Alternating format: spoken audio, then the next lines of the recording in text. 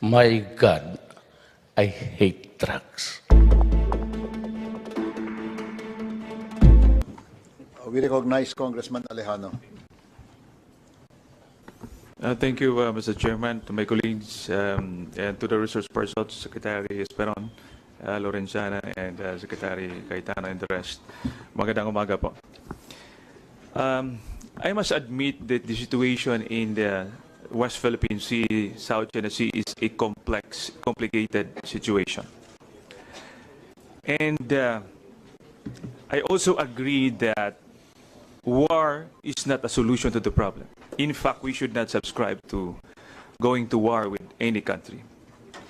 And the issue there is a big issue not only affecting the Philippines.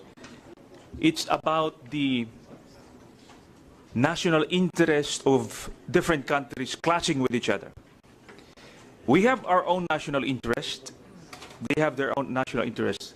China has their own national interest. The United States, they have their own national interest.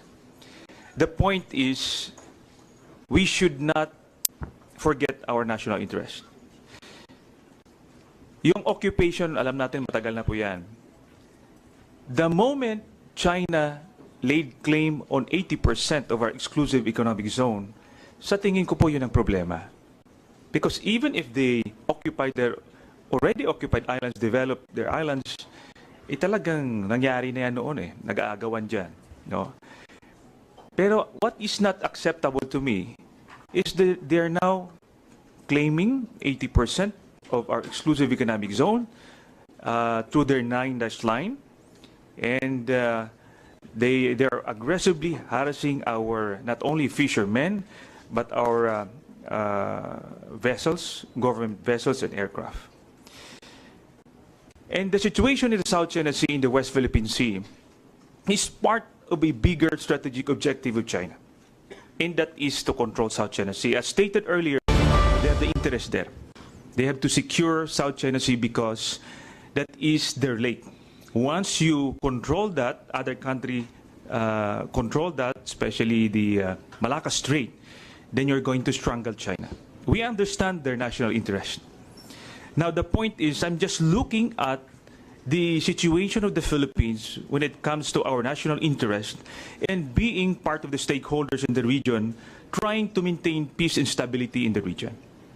So, parang nakakalungkot kasi na our government, yes, I understand your policy direction, pero wala ko kaming nakikita, wala kaming naririnig.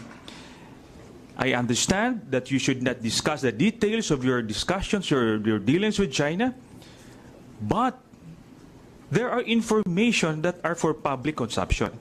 Even national security policy, even national security strategy are published by different nations.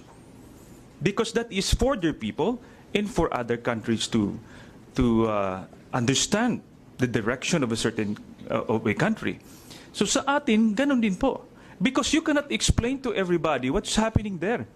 So we need you in the executive department to tell us, not in an executive session, but something that is for the consumption of the public, that the public will be assured that the government, the leaders of our country, is doing their part and not compromising our national interest in our national security. Now, my point is, since this is a bigger picture, this part of a bigger picture and part of the strategic interest and direction of China, that's the reason why they have this Belt and Road Initiative. They want to expand using different kinds of tools. And even if it is economic, there's a military and security, defense issues behind it. That's the reason why they wanted bilateral engagement with different countries. Now, ang tanong ko po, nabanggit na rin kanina po yung red lines. Secretary Cayetano, who established the red lines on the part of the Philippines? Before I answer that, Your Excellency, Your Honor, Mr. Chairman, first let me assure you, we have the national interest at heart. In fact, if you look at the totality of national interests, we've gained so much in the last 2 years, no? And are rectifying some of the mistakes. We completely agree with you in what is not acceptable. Yung claim nila and being easy, but not only China. It's also unacceptable that Malaysia and Vietnam and other countries are in our EEZ. But do you hear the critics asking us to file a loud complaint against the others? What will happen if I'm busy fighting Malaysia, Brunei, Taiwan, Vietnam, China at the same time? Would it be in our national interest? So some have said that by not loudly protesting, we are acquiescing or we are losing out or pumapayag tayo. That has no basis in law. Hindi to katulad ng lupa that if inoccupy for 30 years at walang umangal, it becomes yours if it's untitled. UNCLOS does not provide for that. Yung UNCLOS, mag-complain tayo once, etc., whatever the nature, no? So, Your Honor, what I would say here is this. We agree on the problem. What we don't agree on is the solution. Yung sinabi niyo po na we're not informing people, we are informing people po. Every time we give our opinion, the President has spoken about it. I've given you an executive session. I've offered Congress, including Your Honor, to be briefed anytime sa department. But you know, in the middle of negotiations, for example, sir, dumami ang Navy ships ng China doon. Nag-uusap na kami kung paanong umalis. Bigla nating ijajaryo. And it complicates for both. That's why diplomatic negotiations are always exempted from the freedom of information because it will compromise us at hindi natin matatapos ang negotiation. Now, to answer your question directly, who draws the red lines, no? It's the President. Under the Constitution, he directs foreign policy, but the President is guided by the Constitution and by strategic plans. And as I said, I just used the word red lines. Hindi kami ganun mag-usap ng China. When yesterday, Secretary Duresa was in the meeting and my debate about the peace initiatives of the President. And that's what he explained. You know, when you go to meet a person who has an exactly different view, you tell them hanggang saan kayo. But that doesn't mean napayag ka sa gusto niya. No, so just because I didn't say red line yung weapons sa mischief reef, that doesn't mean that payag tayo doon. What we're saying is to get to the next level of talks, eto muna ang gagawin natin. And our Constitution says that the natural resources there is for Filipinos. So why wouldn't I tell them na hindi pwedeng kunin yan? So ganun sir yung dynamics noon, no? So I don't think we have a argument as to objectives, problems doing it. Ang difference, sir, the Aquino administration wanted to shout it out with them and wanted to bring it up in all the multilaterals and they said, we won't talk pag ganyan. So we're trying the opposite way. And if you look at the goals versus the achievements, so fisheries, dati hindi maka-fish ngayon nakaka-fish. May konti pa ring harassment, pero dati total harassment eh. Dati totally hindi. Yung safety ng ships natin, dati hindi ka makapasok talaga. Ngayon nakakapasok. Yung sa maritime environmental protection, we're already identifying zones. And before the end of the year, we take over as country coordinator of ASEAN to China, and we're hoping na mapasama sa COC yung environmental ecological protection. Then oil and gas. Pero wala pa ngang framework, hindi pa nga nakikita. And the critics who want the Aquino strategy are all shouting treason, why share, why, and hindi pa nga nakikita kung ano ang atin, ano.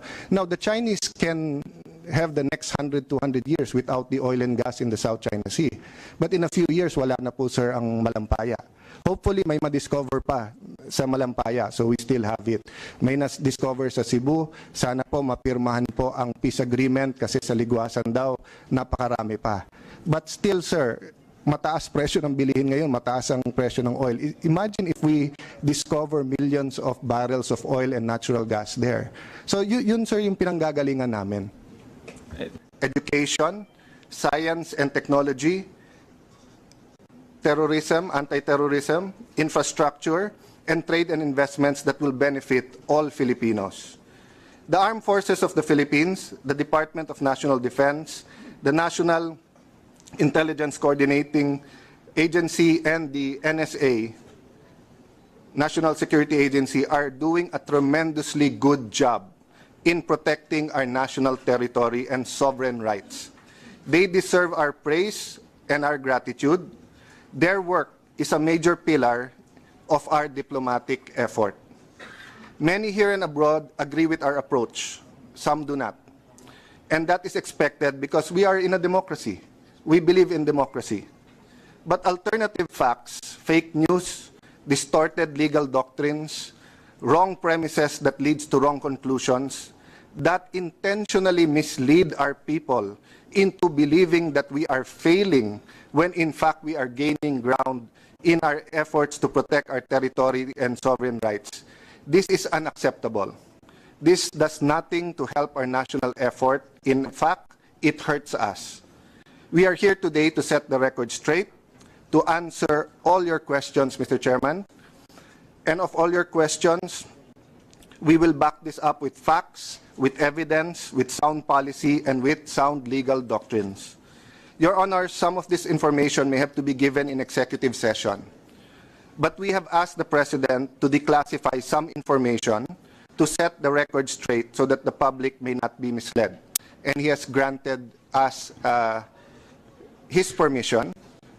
In our conversation on Monday, NSA Secretary and SND were there, and Ambassador Chito. It is my hope, Mr. Chairman, that after today, we will come up with a consensus. We need you in our planning. Your relevant departments in Congress, your relevant departments are here to listen to Congress because you are the policy makers. You must be properly briefed, and we must be properly advised. It is our hope that discussions and debate on what approach to take will continue. But I hope and pray that we will remove deceit, false information, and fake news from our discussion so that we may unite as a people in pursuing a peaceful and prosperous Philippines. We owe it to our heroes who gave their lives to the country. We owe it to our soldiers who are in the features in the South China Sea na napakahirap ng sitwasyon. We owe it to our fishermen who are now fishing there but sometimes still experience some difficulties. We owe it to the 10 million overseas Filipinos who are making great sacrifices. We owe it to all Filipinos, and above all, we owe it to God because we were made in His image. Mr. Chairman, the SND, NICA, and NSA will have a short opening statement and will show you some slides. But we ask that the full briefing on what is happening in the area be given in the executive session, and I think the public should know why. No? Because in diplomacy, you need room. You need to trust your diplomats. You need to trust your president. Because if not, in Tagalog, mabibiso eh. Di ba? Hindi pa right ang pag-uusap. It will cause some failure or difficulty in the diplomatic negotiations. Having said that, you're free to criticize, give us advice, and we will continually report to you whether the approach taken is effective or not, Your Honor. Thank you, Mr. Chairman. Yeah. Thank you very much, Secretary Alan. To start off, the things that I mentioned, like for instance, okay. Yeah. Sorry, Secretary Lorenzana. Mr. Chairman, We recognize Secretary Lorenzana. Mr. Chairman, members of the committee and my colleagues here. Good morning po. Mr. Chairman, following my visit to Pag-asa last year, I announced that we are going to repair the runway in Pag-asa, and quietly I've been doing that since last year, improving the barracks of the people there, of our troops, and also of the residents. And this year, there was a full blast repair of the beaching ramp, and we will show that the picture a little while, so that we can bring in the materials to repair the runway. Ginagawa po namin ito ng tahimik lang, hindi namin pinapublish. Until the other day, nilabas ng USIS ng yung MTI, yung repair natin, which we have been doing it quietly. So I've been receiving text from the media, but I declined to respond to them kasi nandun naman, nakikita naman nila. But today, we're going to explain here what we are doing in an executive session. Mamaya, we will also tell you, Mr. Chairman, at saka members of the committee, what else are we doing in all the islands that we occupy. Meron po tayong 9 na islands dyan, and we are focusing muna the bulk of our repair, yung Pag-asa runway. We will concretize, we will pave the runway first, and then after that, we're going to lengthen it for about maybe 500 meters more, so that it will be about 1.8 kilometers para po maka-accept siya ng malalaking aeroplano and all year round. Yun lang po ang aking opening statement. Thank you, sir. John. Yes, any comments from any of the members? Yes. Can I ask a question, Mr. Chair? Mr. Chair, before I-allow natin muna. I-allow natin muna. can we allow first the other Opening lang. Just to thank the chairman for this invitation to the National Security Advisor as well as to my colleagues in government. We thank the committee for giving us this opportunity to bring to you what we have been doing. Let me just go through the overall short framework of the matter. That in the West Philippine Sea and the South China Sea, we have this. First of all, we have the Kalayaan Island Group that was formed in 1978 by virtue of Presidential Decree 1596. So we have that municipality there, where we went outside the 200 nautical mile EEZ. That is where our Pag-asa is now, Pag-asa Island. That is where some of the islands, like Subi Reef and Fiery Cross, are located outside our EEZ. Within that KIG itself, the municipality itself, are 11 islands of Vietnam that are within our EEZ. There are also Chinese occupied islands now, the artificial ones. Aside from that, down below would be about 5 islands of Malaysia. So it's really a contentious area. We have our municipality, and yet we have Vietnam, China, Taiwan. The biggest island there is Ito Aba, Taiwan. It is also outside our EEZ. Then came the UNCLOS, the United Nations Convention on the Law of the Seas in 1982, which we ratified in 1994. That gives us our sovereign rights over 200 nautical mile EEZ and its seabed. But remember that within that area are located such islands as Scarborough, which is about 100 nautical miles from us. So it is within our EEZ. Then came the arbitral ruling, which ruled on what kind of features are there. Whether it ruled that the 9-dash line has no historical basis. It ruled that this and these features are low tide and high tide elevations. High tide elevations have 12 nautical mile entitlements. Low tide elevations have no maritime entitlements. That is where we are. And we have now a neighbor that has reclaimed islands and has put up runways in 3 major islands. Woody Island is about 1,000 kilometers from Manila. Indeed, there was a landing of a bomber.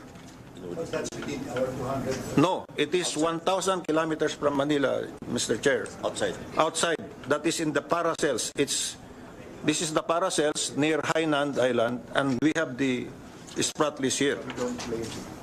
We don't lay claim to the Woody Island. In effect, if bombers from China would come from, let's say, Hainan or Hong Kong, they could still reach us even without going to Woody Island. But what I would like to point out is Woody Island is 100 kilometers from Manila. 1,000 kilometers from Manila. And if we are to look at the missiles and the available and the arsenal of China, even without going into the South China Sea, they could reach us. But are we the targets of China? Are we at war with China? We are in a diplomatic engagement. We are in more creative engagements. We are not engaging them grade to grade, but we are in different modes of engagements because we have other kinds of ties, relations, trade, economic, cultural, etc. It's a very complex situation, and therefore we take this opportunity to bring it out here as we draw all strength from Congress and from all departments of the government. Thank you very much. If any of the three departments would like to make a presentation, a visual presentation or any kind of presentation, I think this is the time to do it. So, Chairman, can we do the presentation only of the Pag-asa Island, the rest during executive session? Yes. Yes, that's we can do that. Can we have the Pag-asa repairs, Ross?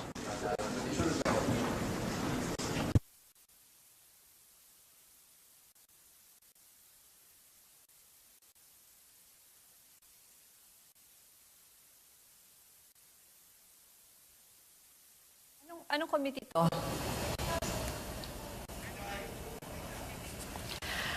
Ang inyo pong napapanood ay ang hearing sa Kamara tungkol sa mga issues sa West Philippine Sea. Nandyan po si Foreign Affairs Secretary Alan Peter Cayetano, gayon din si ang Defense Secretary at si National Security Advisor Esperon, Defense Secretary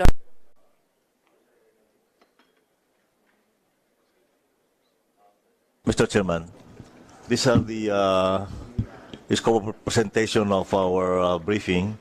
First is the improvements of the part of the Calayan, which is the biggest island of the Calayan Island Group, is Pag-asa. Then the projects promoting safety of mariners at sea, and then projects on improving the living conditions of deployed personnel, kasama na po yung mga civilians.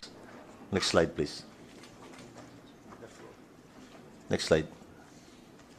Ito po yung ginawa natin last year, towards the end of last year, because we cannot bring the bigger ships there because of rough seas. We first started the building of the living barracks of our troops in Pag-asa. Next slide.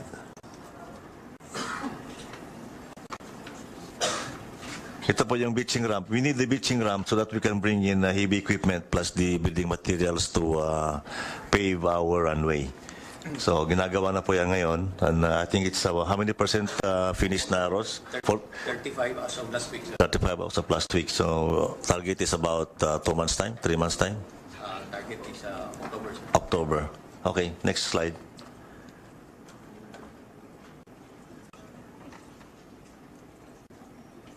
That's the lighthouse, sir. Lighthouse. Ano nga yung buong mapa ng Pag-asa? Kanina nakita natin kanina eh. That is the map of Pag-asa Island. It's how many hectares to? 30 hectares? 36 hectares. What we intend to do, Mr. Chairman, is to lengthen the dito sa banda rito. We will reclaim part of the big project in the future is to reclaim 500 meters long pa to lengthen the runway so that it can accommodate bigger ships. So tuloy-tuloy na po ito, Mr. Chairman. And one of the projects is for the Department of Agriculture to put in their yung refrigeration systems so that mayroong paglalagakan ng mga isda ng mga fishermen pagka nakahuli sila. And also, yung beaching ramp na yun, it will become a shelter for fishermen during inclement weather in Pag-asa. That's all, Mr. Chairman. That's the lighthouse project, sir. Lighthouse project? Mr. Secretary, just a clarification, Mr. Chairman. We're not reclaiming, we're recovering land. there's a technical difference between the two since we're a signatory in non-reclamations. But for non-engineers, it's the same. But For us. we are recovering. Naglagay po rin tayo ng lighthouse doon sa Pag-asa. Yun po ngayon. And so that it's already operational, yung lighthouse na yan, when there was none before. Thank you, Mr. Chairman. Yun lang po ang pipresent namin.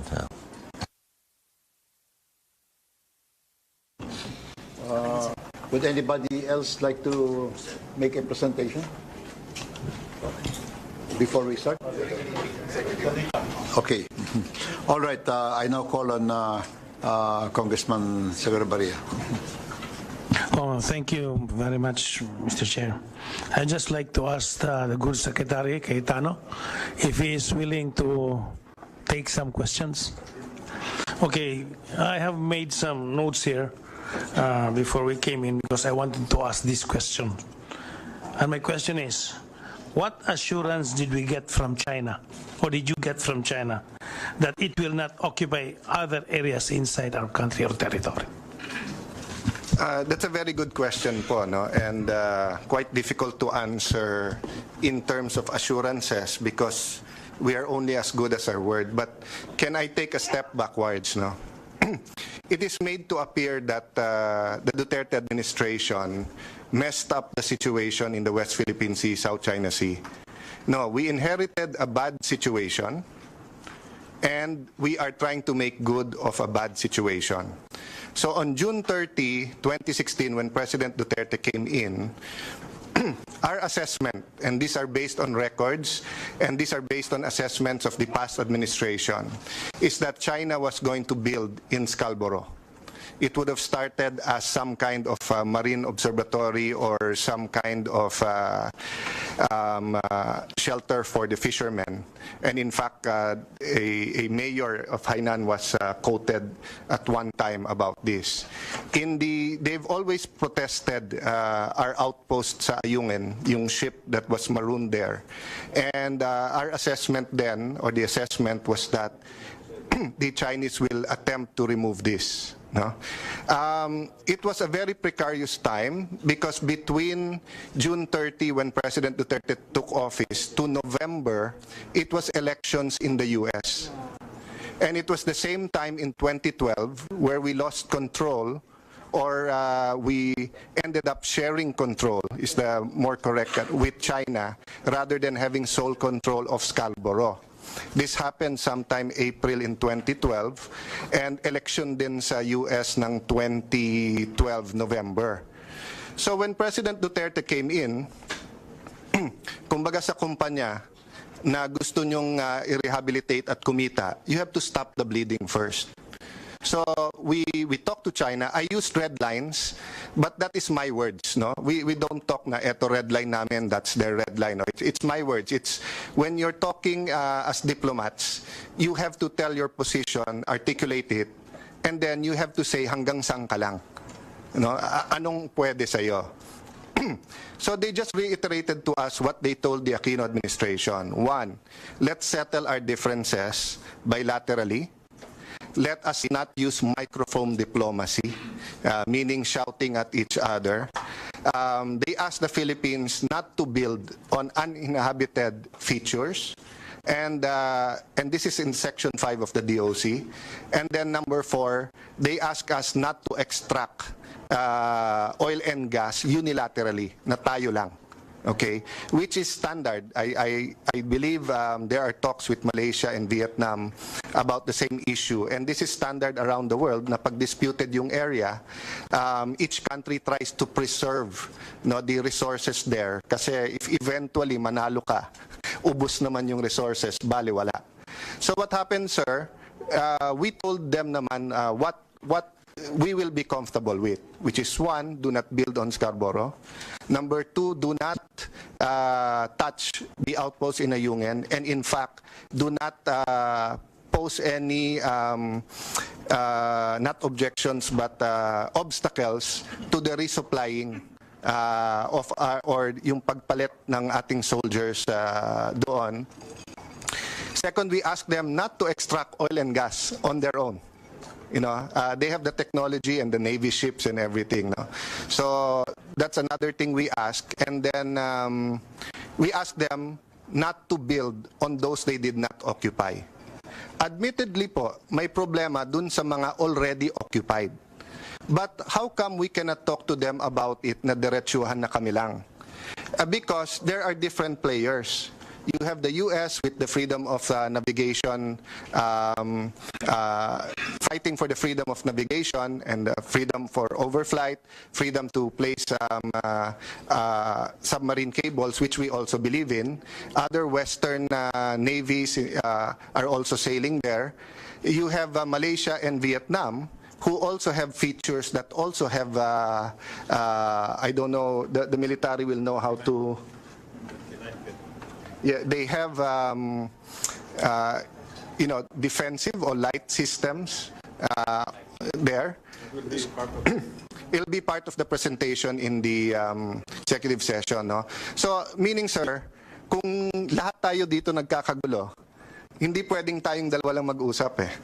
So, kahit anong pag-uusap natin sa China na stop building on this island and this island, we have to involve everyone. That's why we thank ASEAN for helping, and that's why we're talking to our allies. We have a treaty with the U.S., but that's why we're also thankful that China has treated us as a good neighbor, and we're back. In fact, they call it a golden age of our relationship with them. So, to ask me, what's our guarantee? Well, last year po, may ship ang China that nasira sa loob ng lagoon ng Scarborough. And the military was rightfully so alarmed.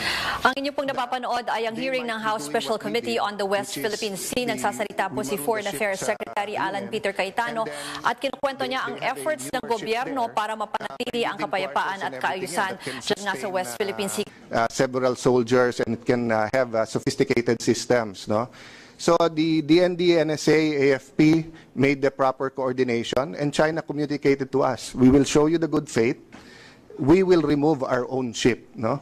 And we didn't just take our word for it. In fact, we offered to send our ships to help, but they said they'd rather do it themselves. But we had a system to monitor them that I will not say in public, and they removed. So meaning ang assurance natin dalawa.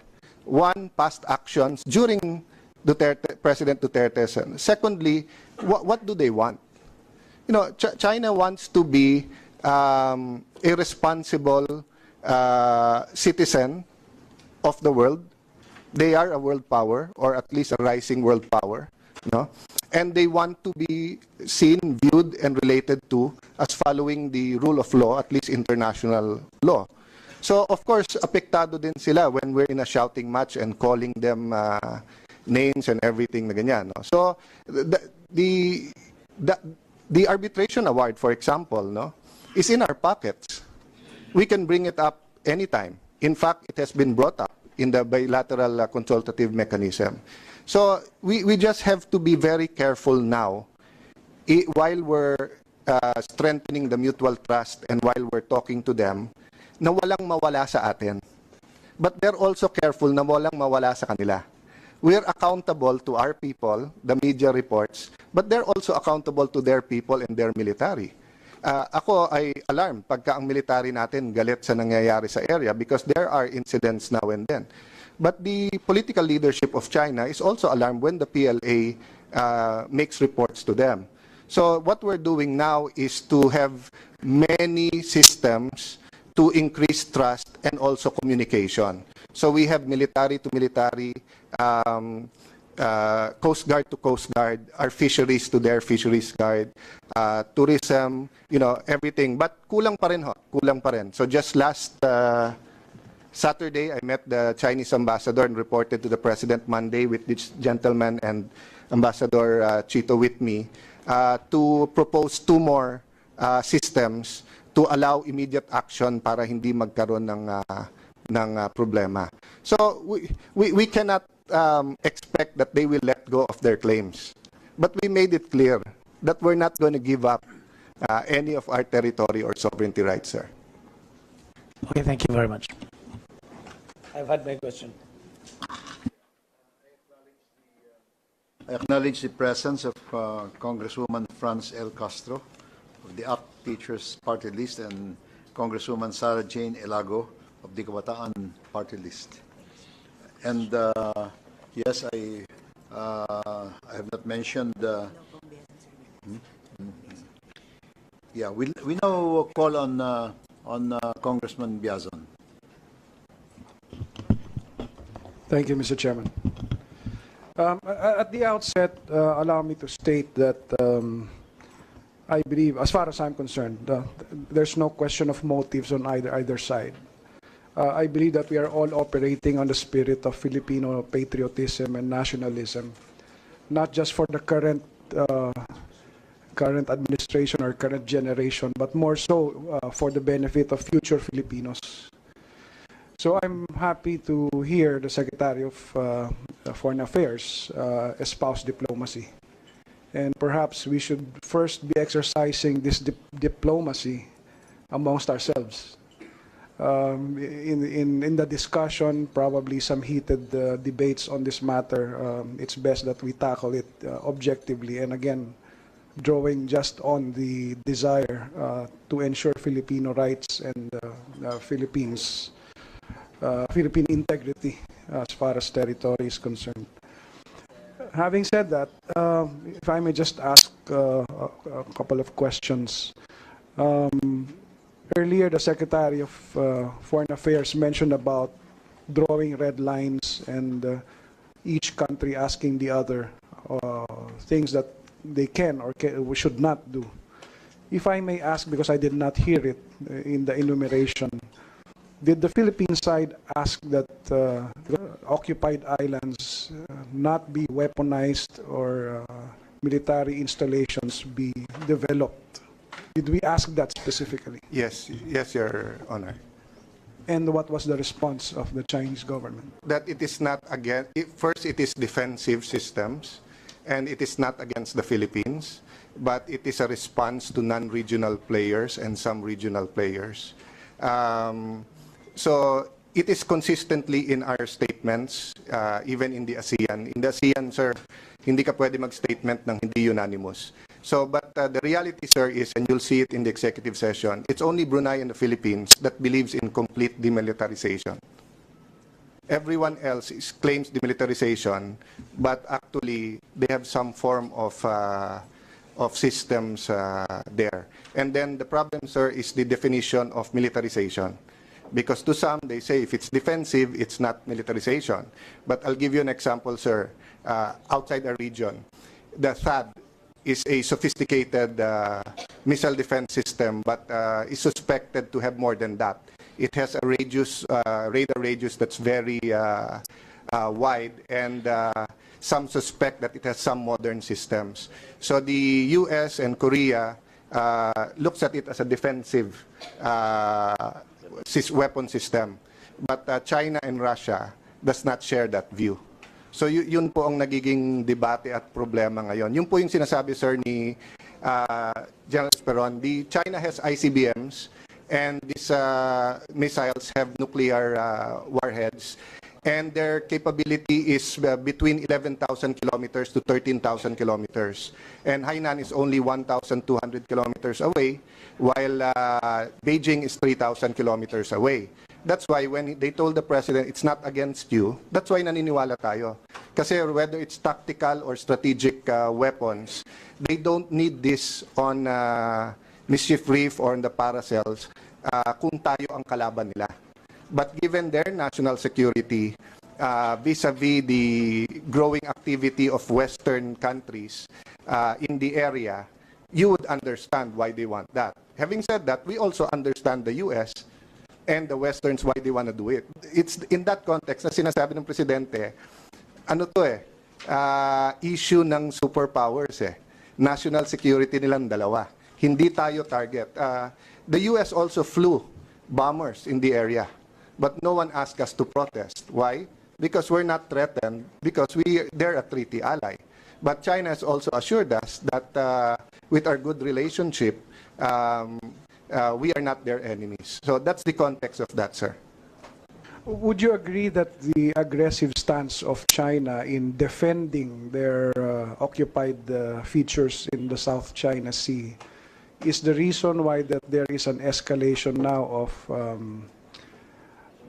military action by other countries, such as the United States conducting aggressive phone ops? They sailed 2 ships near the Paracels. They excluded China from the Pacific Rim exercise. The British have also sailed into the South China Sea, etc., etc. Would you agree that these are all responses to how China has put in defensive installations in their features? It depends, sir. That's why the president used the word geopolitics, because it depends who you listen to.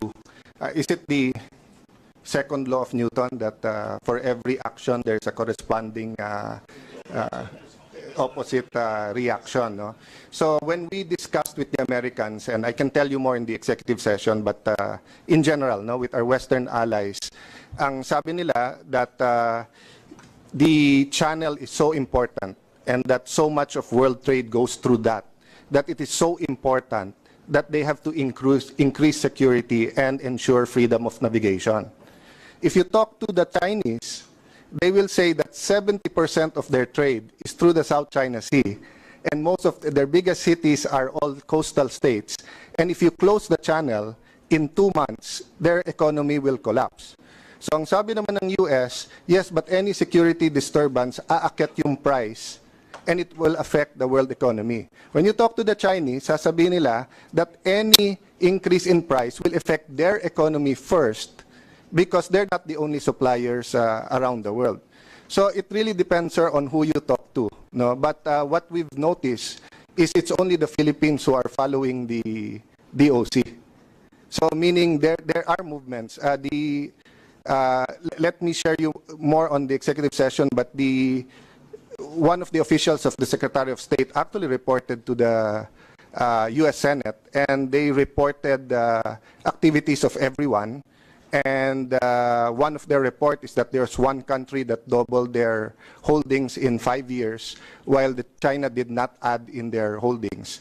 But definitely, sir, in terms of magnitude, for example, in reclamation, walang duda, it's China. But chicken or the egg, sir? I mean, of course, from our analysis, tigil silang lahat, wala tayong problema sa part of our world. And we're trying to do that. We're trying to use diplomacy na mag-usap-usap sila. But if you talk to the Chinese, they'll point to the regional rival. If you talk to our allies, they'll point to the Chinese. So yun ang problema doon.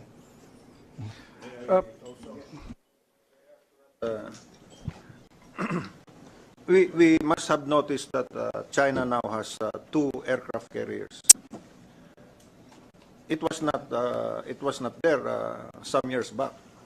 So shall we call that militarization, or shall we call that the building up of defense of a country that is rising in our region?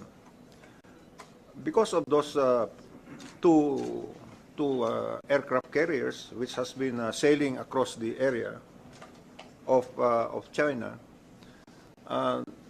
you would conclude that there is increased military activity, but it is in fact in terms of training, because President Xi Jinping called for training in the whole People's Liberation Army.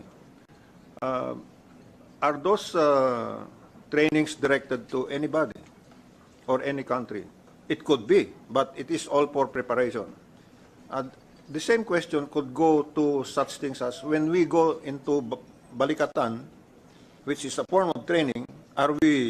Are we targeting a country, or is it a legitimate form of readiness so that your defenses could be built up? So in response to the strengthening of China, there could be more deployments of United States ships in the area, which they have been doing anyway, because it is to their interest that that area remains to be free for navigation, because 5 trillion worth of goods pass through that. And it's not only the goods of Japan, Korea, Taiwan, Singapore, Malaysia, New Zealand, or Australia that are affected.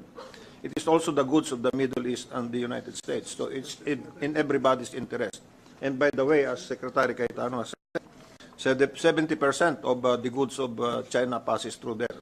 So whose interest is it that that area would be peaceful? For it's everybody's interest, including us, kahit na konti ang trade natin.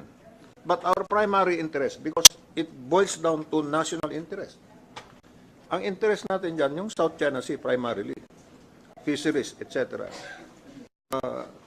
But is that our only national interest? South China Sea lang bang interest natin? Marami pa tayong interest na iba. It is also our interest to give priority to such things as the MNLF, MILF, CPP, NPA, and war on drugs. Ano bang uunahin mo? Hindi naman natin sinasabing kalimutan mo na yung South China Sea, but kakalimutan mo ba yung iba? That's where we are in terms of what we had for the threats to our security. Mr. Chair, just to respond to the replies to the simple question I asked, this is the context of what I have in mind.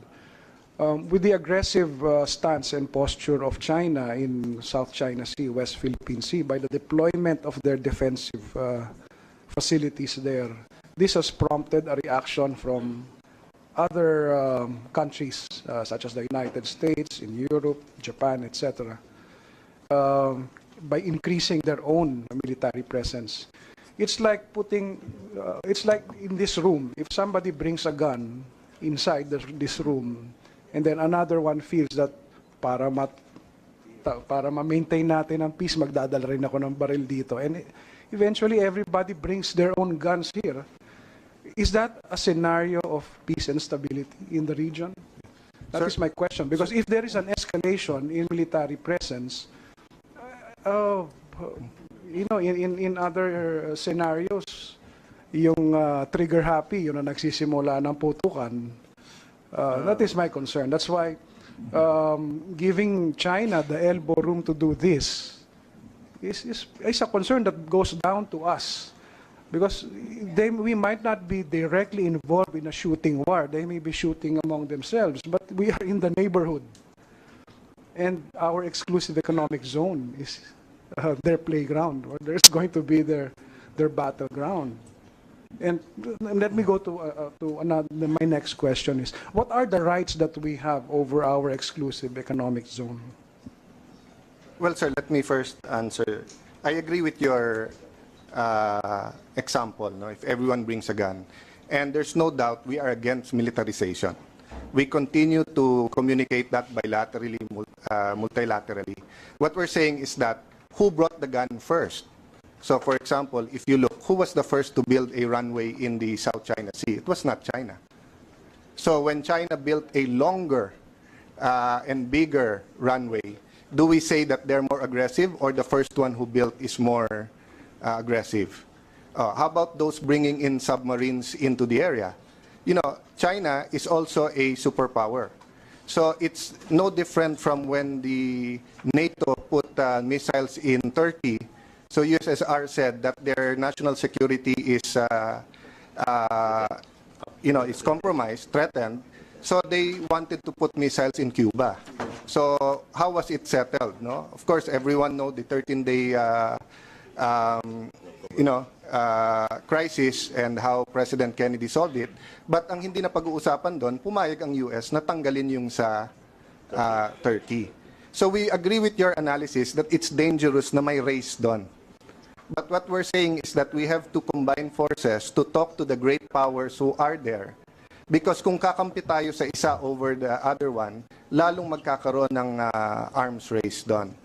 So to answer your other question, sir, ano ba yung entitlements, no?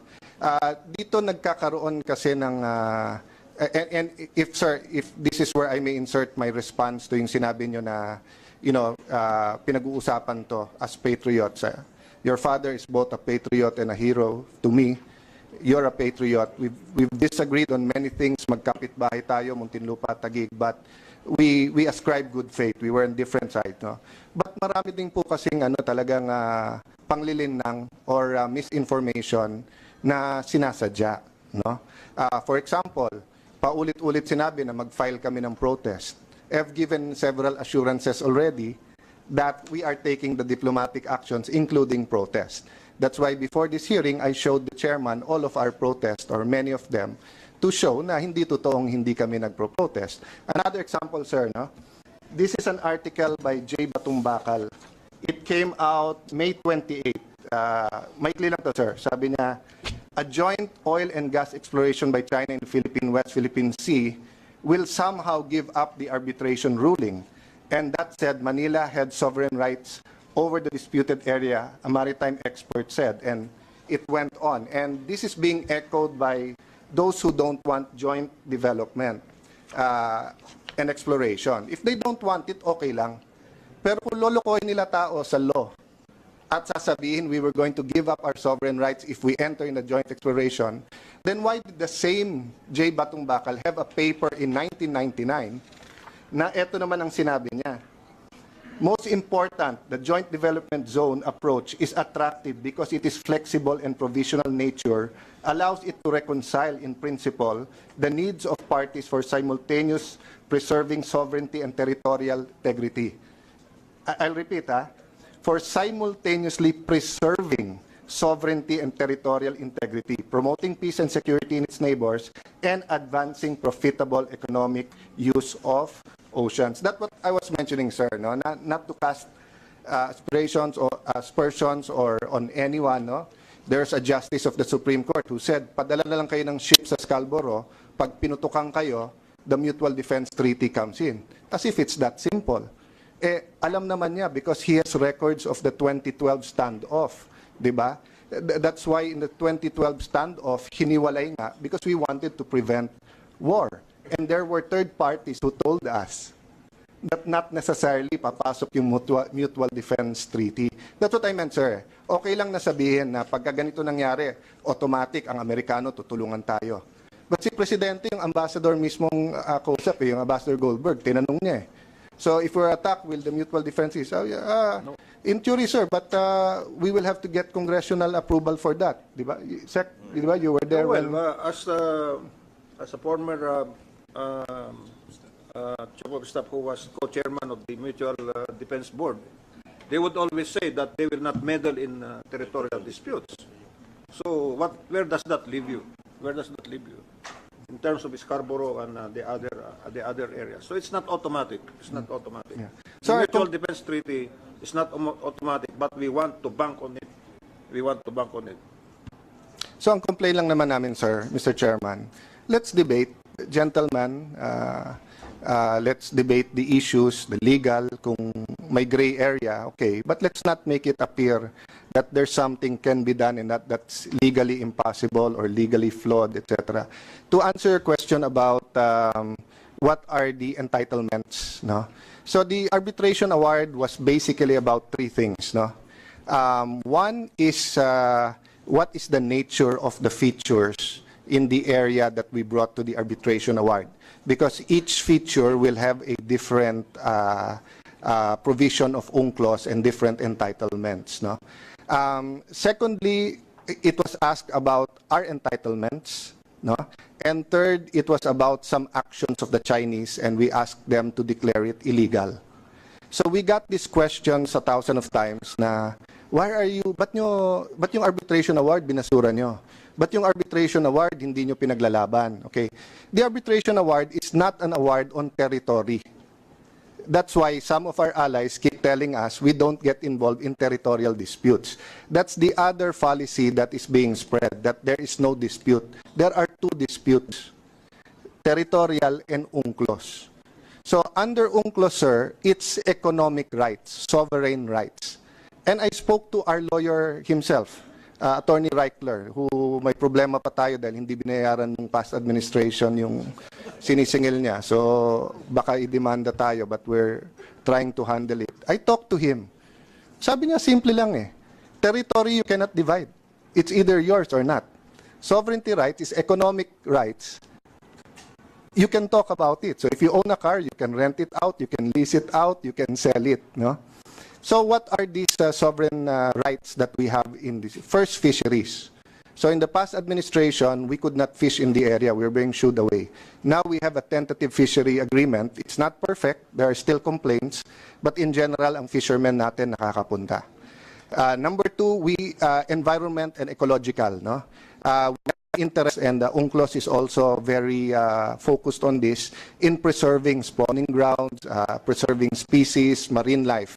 So we have already identified common areas like the lagoon in the Scarborough Shoal that hindi pwedeng mag-fish kahit sino dahil spawning ground.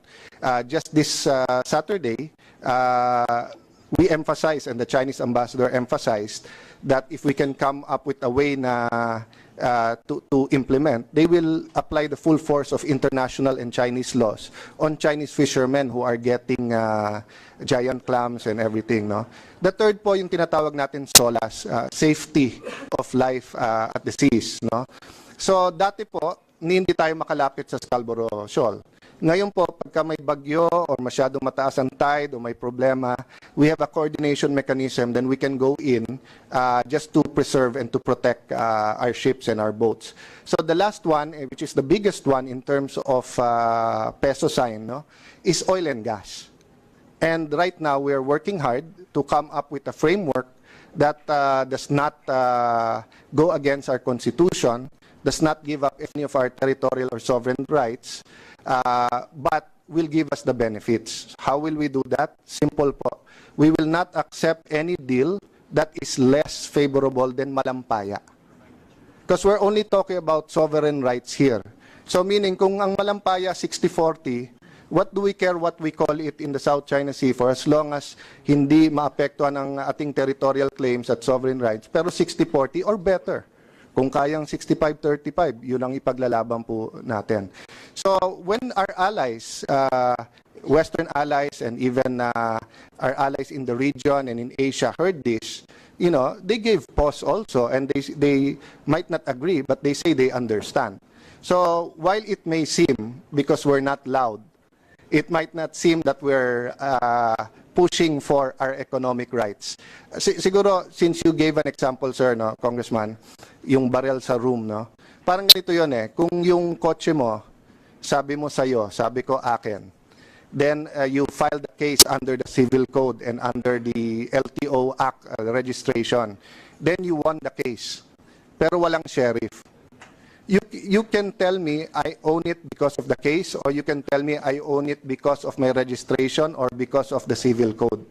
So just because we're not using the term arbitration award, that doesn't mean we have given up any of our rights under UNCLOS. And in fact, we have a bilateral consultative mechanism. And Ambassador Chito, how many times was the arbitral award brought up? Twice already. No? The only difference, sir, is hindi tayo nakikipagsigawan sa China every day. Because if we do that, lahat apektado eh.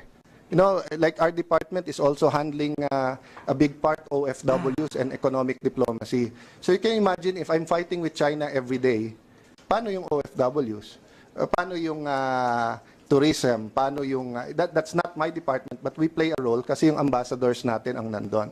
So that's the context ho. We're not judging the past administration. They did their actions based on what they thought was best during the time. But we cannot simply copy their strategy. We have to analyze whether it's working or not, and whether it will work or not during the Duterte administration. And we changed our approach and strategy, but the same goals pa rin, sir. Mr. Chair, in relation to that, can the committee of the House of Representatives visit Pag-asa Island? You're the sovereign representatives of the people. You can do anything you want as long as it does not violate Philippine laws on Philippines, in the Philippines land. And we believe that the Pag-asa is completely the Philippines. Having said that, what you can do and what is prudent is two different things. So if you visit, and that's your privilege, what if the Malaysians start visiting the areas that are in our EEZ? What if the Vietnamese start visiting their features, which is our EEZ? And what if the Chinese start visiting their area? So there's a difference of what we can do. If you tell us, and if you tell us to escort you, we don't have a choice. We will follow Congress. But is it the prudent thing to do at this time na parang pinapababa natin yung temperature para nga pwedeng makipag-usap. So if they ask me, can members of the Communist Party visit Mrs. Reef? I will say no, it's Philippine territory. Their MOFA will tell them, yes, it's Chinese territory. But if you visit, the Filipinos might start visiting theirs and we're back to square one. So it's not a matter of kung pwede o hindi, sir. This definitely pwede. It's a matter of prudence at certain times of diplomatic negotiations. No? So you referred to some Chinese-occupied features as being within our EEZ. Chinese, Malaysian, and Vietnam. Yeah, that's covered by the arbitral ruling. Yes, sir. And what about Pag-asa Island? Sir. What would be the coverage of Pag-asa Island?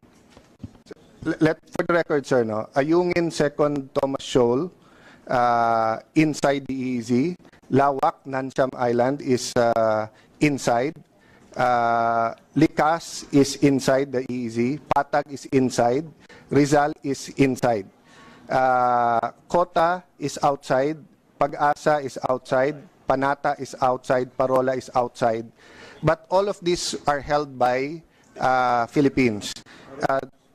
The following are held by the PROC, but also within the Philippine EEZ. Baho de Masinloc, Scarborough Shoal.